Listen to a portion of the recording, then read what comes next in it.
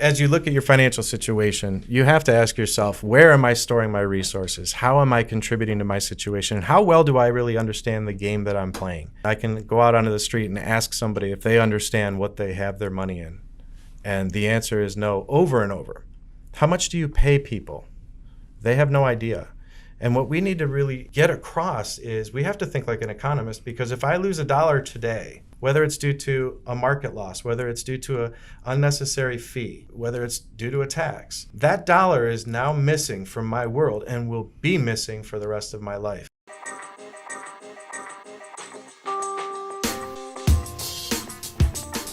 From Goalpost Studios in downtown East Lansing, Michigan.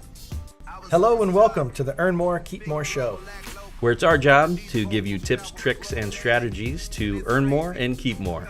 I'm Dave McAndrews, and I believe that we should focus our marketing on messages that are all about our clients so that we can connect with them in a way that they can understand. And I'm Matt Love, and I believe in being efficient with our companies so that we are able to keep more of what we make.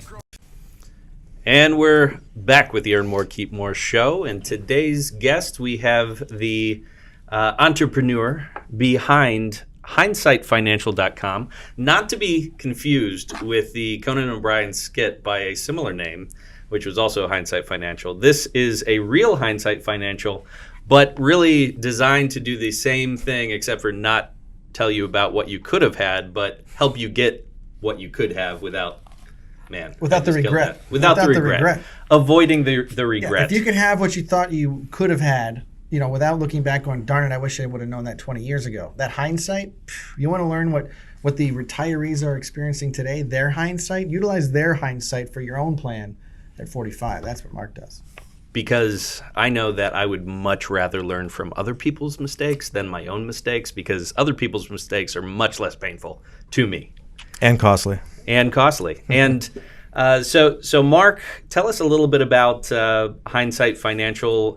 When did you start this company? Well, sure, and thank you for having me. Absolutely. Welcome, buddy. So Hindsight Financial is kind of the birth child of a lot of years of frustration in the financial services world. What I was finding over and over is by doing the things that the industry has taught me as an advisor to do with my clients, and even though we were doing a good job, doing what most people thought were the right strategies, I was encountering, alongside my clients, a lot of frustrations and hidden pitfalls that most people aren't even aware of as they approach retirement.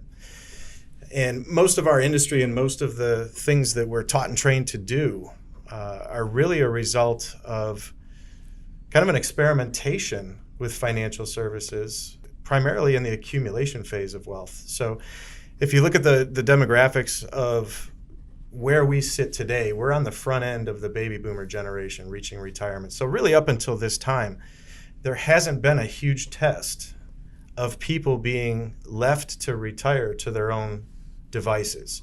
It used to be you work for the same company for 30 years. Especially where Hindsight is located, in the greater Detroit area. You have a lot of folks relying on those pensions and things like that. Yep. Well, congratulations, pensions don't exist anymore for a lot of people. So, and even the ones that's that do what exist might not even pay out. Remember when Detroit was going bankrupt? Just cut the pensions. They won't mind, right? Yeah. Why do they need that? So your folks were getting to retirement and found out that kind of the strategy that they were faced with, which is a post-pension world, it's not quite what it was cracked up to be. Is that kind of the gist? Well, they're definitely missing the pensions of yesteryear. Sure. As I was saying, you used to work for a company for 30 years. You would retire to a pension and your gold watch and typically live about 2.8 years after that, and that was the end of ballgame. Which makes pensions a good deal for the companies as well.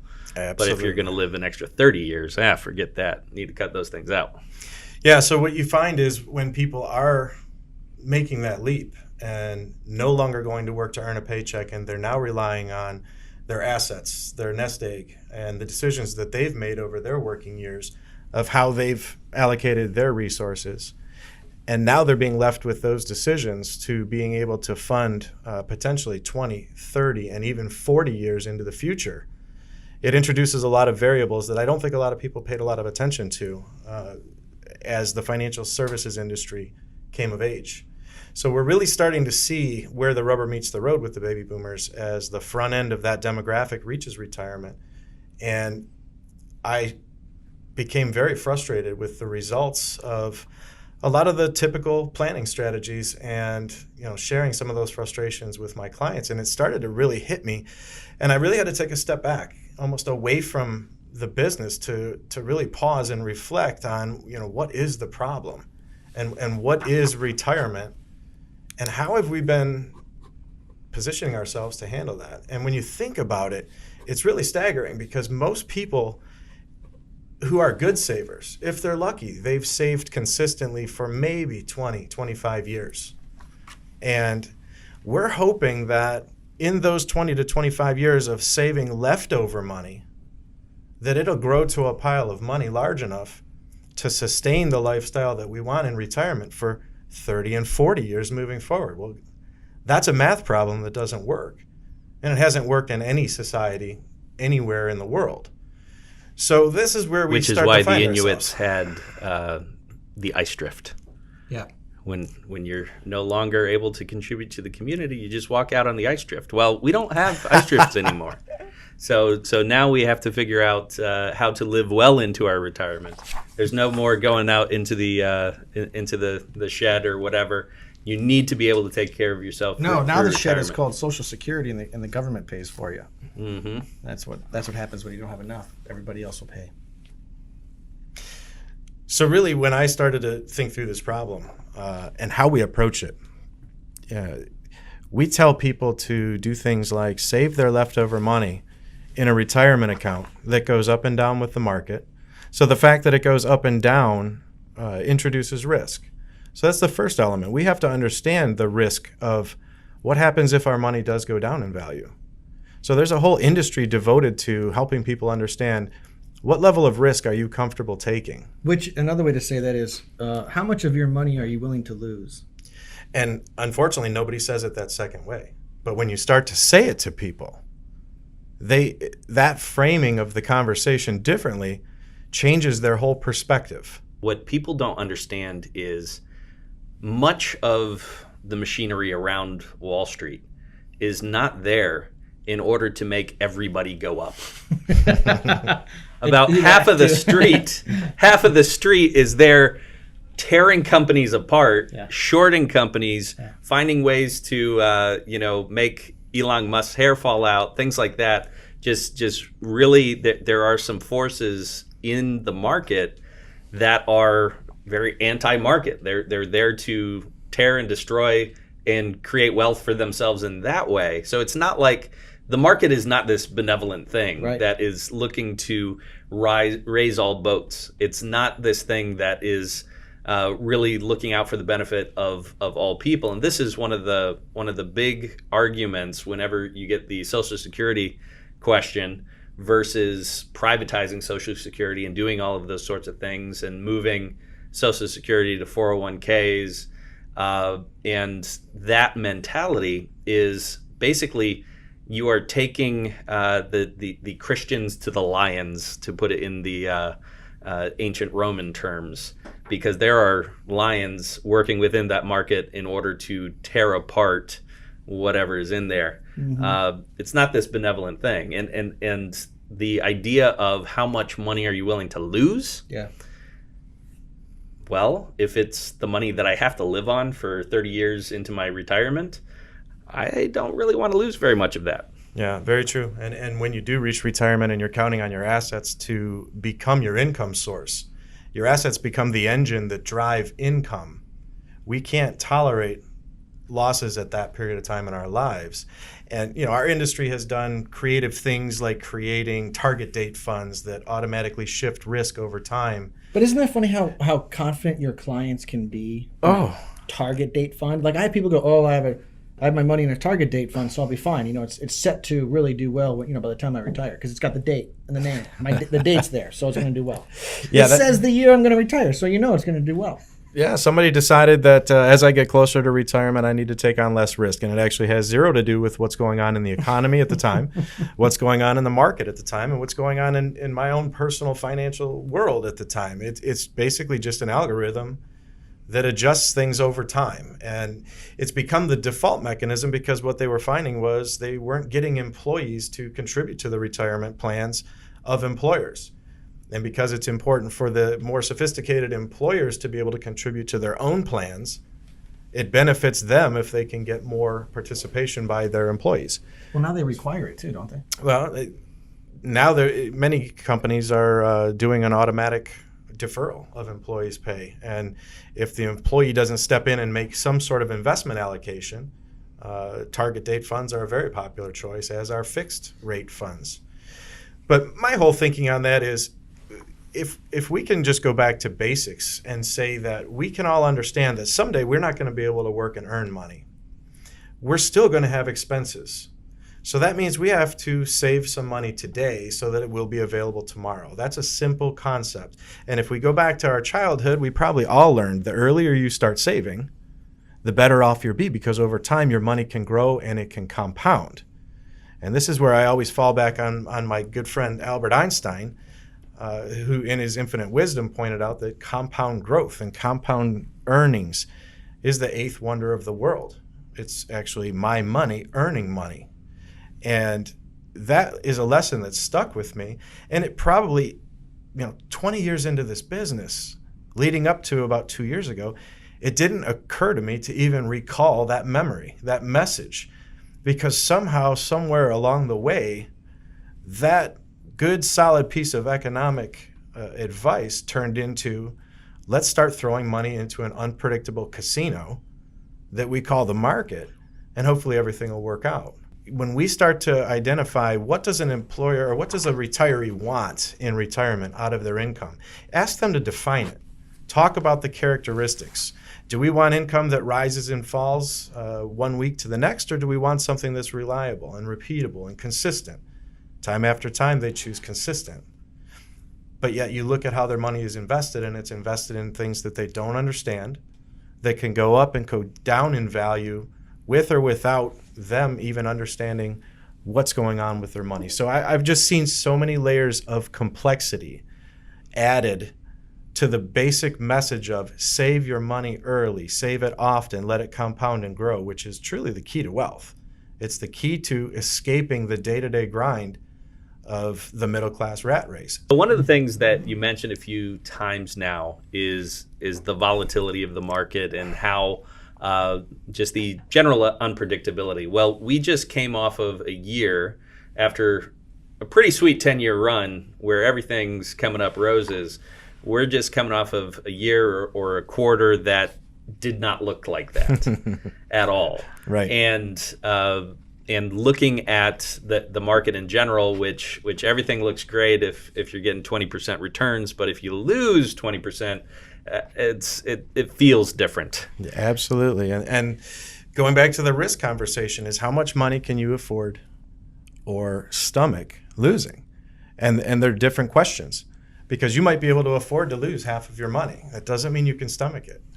So really, somehow over time, as we've transitioned from old school savings to, I don't know, it's a mix between gambling and investing. And for most people, I would call it gambling. Because if you don't understand what you own, why you own it, and what influences its price movements, you're really taking on more risk than you probably should be taking on. But that also begets an entire industry of people who can come alongside you to help you, and there's a whole profit center for that type of activity. And you had mentioned just the level of complexity. Yeah. And the level of complexity is what allows things to be productized and sold. Sure. Because if I can make something simple and package it as a product, I can now sell you on that idea, versus a principle, like an economic fundamental principle that is not neatly packaged into a, just sign here and we'll allocate those funds to this particular fund. Sure. And that's not to say that there aren't great advisors out there. I think like anything else, there are great advisors. There are great people who are mediocre advisors. But the bottom line is you as the consumer should always understand the amount of complexity you're taking on, the amount of risk that you're taking on. The whole premise behind Hindsight is after taking clients through these processes and taking them through traditional financial planning standards, getting them to the point where they're retired and then seeing the stresses and the struggles that they faced, even though they'd done a good job doing what everyone else told them was the right thing to do, really caused me to look at that whole problem and say, how are we approaching this? And what are our guiding principles? And one of the first guiding principles comes from Warren Buffett. The first rule of money is don't lose money. And What's rule number 2? That seems pretty basic. Rule number 2 is see rule number 1 if you forget. Right? But time after time. Rule number 1. You can't find somebody at retirement's doorstep right now who can't tell you a sob story of how they lost substantial amounts of money at some point along their life because of a poor investment decision or because of how the market treated them. I mean, in my lifetime, since I graduated college, 2001, the tech bubble, people and people's retirements, regardless if it's in a target date fund or not, it's in the market. Right. They're going to see some sort of pushback from the fall of 2000, 2001, and then 2008, that recession. That hurt grandma and grandpa's portfolio. Sure. And what you see is when people are coming out the other side of a recession like 2008 is a recency bias. They're scared to death to get back into the market, and for many, they miss the big recovery because they're waiting to see things get better or improve before they'll dip their toe back in. And meanwhile, everyone else already enjoyed a heck of a ride up, replacing those lost dollars. So you really find yourself trying to time the market, no matter how much we think that you can't do it. That's what everybody's trying to do. And it's the exact opposite of what we know to be true. See, investing, it means I want to buy low and I want to sell high. But if you think about when the market is on fire and everything is great, that's when everybody's talking about investing and they want to get in. In 2008, we had almost a 50% off sale and nobody showed up. It's funny, we have one of these industries, we have a big sale and everybody runs away. But the sophisticated people were there and they can make money in up markets and down markets as well. Give me Mark, a couple examples of, when you deal with, when you work with someone who's nearing retirement, wants to start living off of their assets, what are 2 or 3 of some of the most popular things that they wish they knew 15, 20, 30 years ago? Like some of the hindsight perspectives that a retiree is living through that some of the listeners might want to know now. Well, I think one of the first things that comes up is when we have that fresh perspective or that conversation about loss. And now that they're really starting to face the facts that they're going to be left with what they've created, it really, you start to see a shift from I want to grow and I want to see my assets go up to more of a focus on I want to protect what I have because I'm scared to death of losing it. And that's one of the fears and the anxieties that I think really plagues retirees today is they don't really have the freedom to go out and enjoy themselves because they're scared to death that if they're one market recession away from outliving their assets by a long way. So the first example would be market loss. The first example would be is where my money lives, where I store my wealth, my treasure, determines a whole lot more about my retirement than what the day-to-day, year-to-year rate of return is. I used to say when I meet with people too is that, you could do a calculation, $100,000 at 9% for the next 20 years. Or let's use Dave Ramsey's 12% for the next 20 years. That's a boatload of money. But if life worked like calculators, there'd be a lot more millionaires walking around than there are today. Sure. So what you're talking about is that they saw some good years, but then those bad years really hurt their income when they actually got to retirement. So that market volatility. The market volatility doesn't matter nearly as much to a young accumulator who's got a lot of time till retirement. But if you're the retiree who's looking to retire 1 year from today, what happens in the market right now is absolutely critical and it'll make or break your entire retirement. So if you are concerned with market volatility, you need hindsight. You absolutely need hindsight. You absolutely need hindsight. And what's changed in my approach to money is really to have more of a intense focus on who's confiscating my money. where does my money go and who all has their fingers in my rice bowl, so to speak. Because there are countless industries out there. Fingers in my rice bowl. This is a term I've never heard before.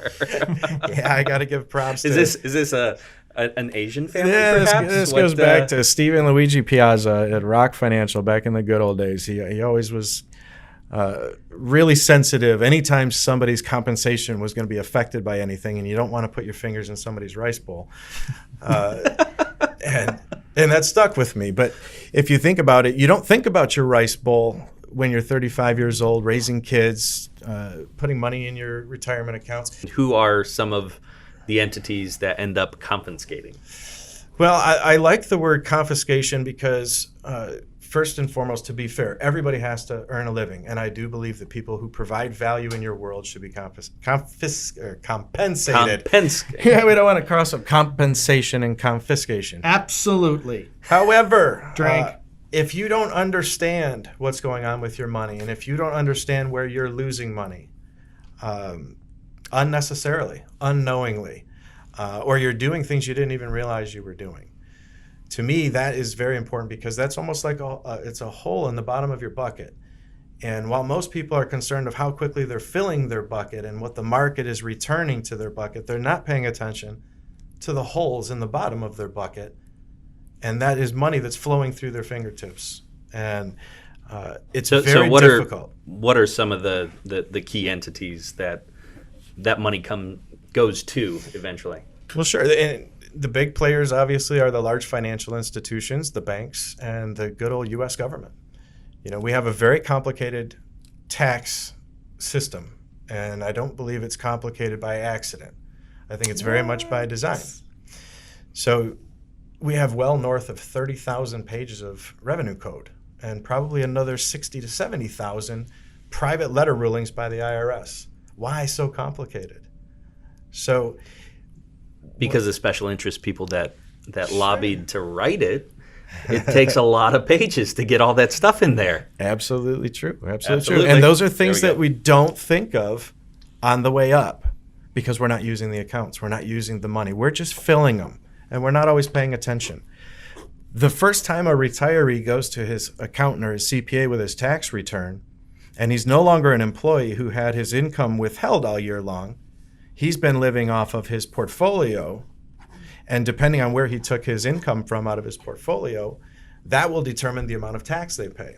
Well, for many people, they play the tax game by, I wait till the end of the year and I find out, do I owe money or am I getting a refund? And if we get a refund, we celebrate. We think it's a great thing.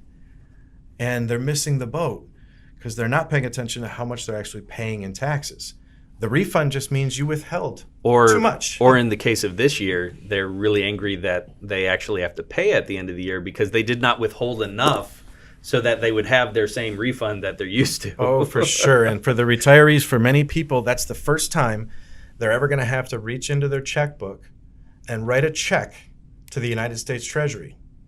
And if you're trying to live a middle-class, modest income, you're still going to write a very large check, probably some of the largest checks you'll ever write, to the Treasury. And that's when I see, you ever wonder why you see a table of grumpy old men at Panera Bread every morning at 7 o'clock? I assume prostate problems. These are the guys that are running the world because they've got that perspective of the retiree and how they've been maybe mistreated. I almost said a different word. Mistreated. How the system has been stacked a little bit against them. You know, I want to bring up one point too before you keep going because you have so many good points here. But if your CPA or your accountant is just doing your tax returns, Mm-hmm. you're probably missing out on long-term tax advantages. Oh, for If they sure. just look at this year's tax returns, do your return, move on, you are missing out on massive opportunities. And I'm quoting an accountant that I use in Nashville, J.D. Frost, but he's got a great company down there that does phenomenal work. But they do a lot more than just doing tax returns. Yeah, again, the tax system is complicated, and how we play that game through our working years will determine how the game plays us in our retirement years. And when I ask retirees over and over again, hey, how much of your monthly income this month do you want to voluntarily share with the IRS? The answer is always the same. None. None. Yeah. None.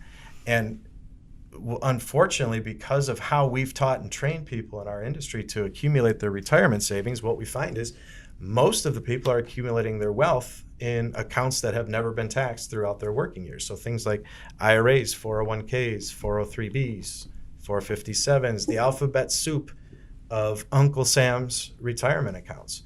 So Matt, you had asked earlier, what are some of the big areas of hindsight? Well, if you have gone your entire life without paying taxes on those dollars, and now it's time to pull those dollars out, now it's time for you to truly learn. So let's define those dollars. So those dollars, are you talking about your 401ks, IRAs, these in tech or in financial lingo terms, qualified accounts?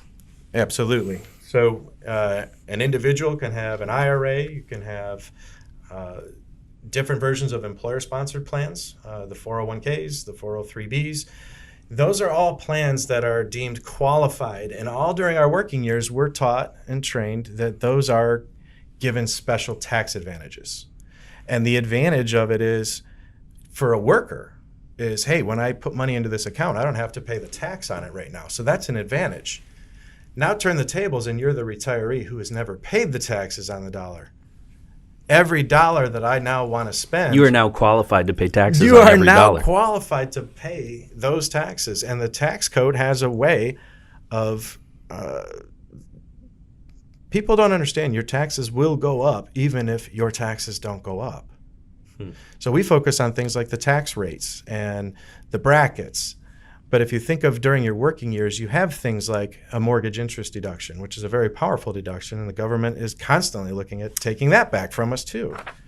We have our children, which can be exemptions.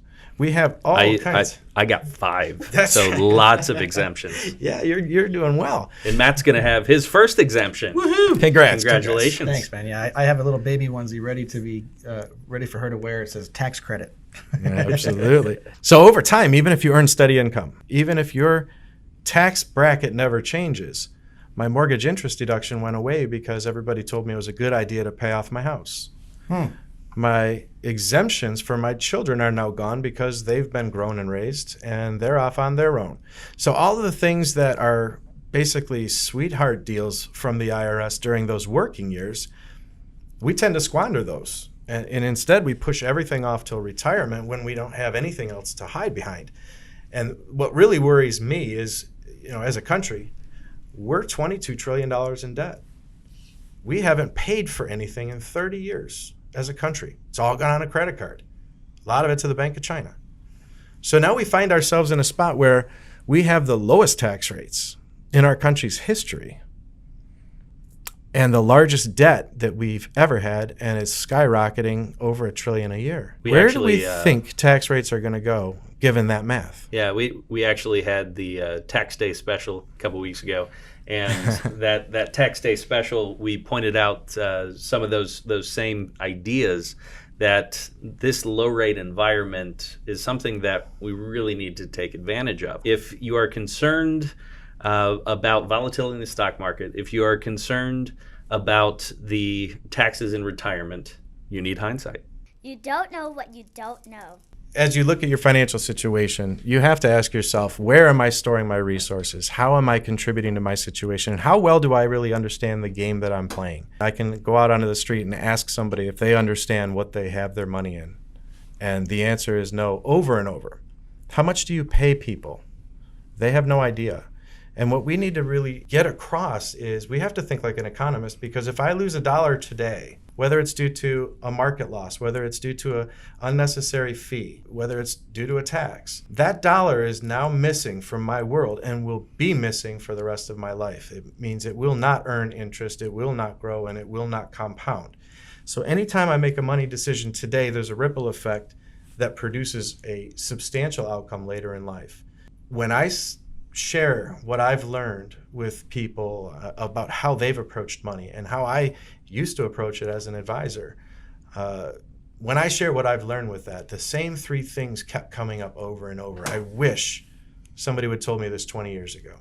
I wish I had met you back then. Why isn't everybody teaching this message? And how come everyone isn't doing it that way? And I kept hearing that over and over, and it resonated in my head. And somehow just the thought of hindsight came into play. And as if I could just take what I've learned, and if I could take the mistakes of others and the key lessons that I've learned along the way and share that with people. There's a great demand out there for it. I think people are being underserved in the market, and I think the real rubber is going to be meeting the road over the next 20 years as the baby boomers move along the pipeline of retirement. And we're actually going to put up on our website as a resource the Hindsight Financial 10 Things I Wish I Had Known, so that people can take a look at those.